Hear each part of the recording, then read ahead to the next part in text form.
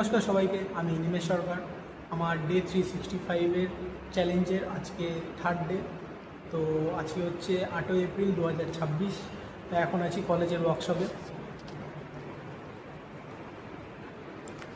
তো এতক্ষণ কলেজের ওয়ার্কশপে কাজ হচ্ছিলো, এখন সবাই যে যার মধ্যে টিফিন করতে আছে, আমি এখানে বসেই সময় কাটাচ্ছি।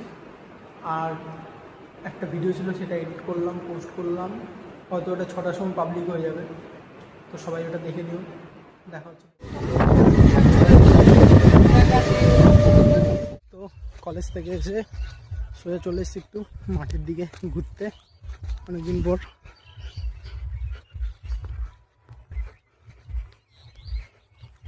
তো এখান দিয়ে মাঠ থেকে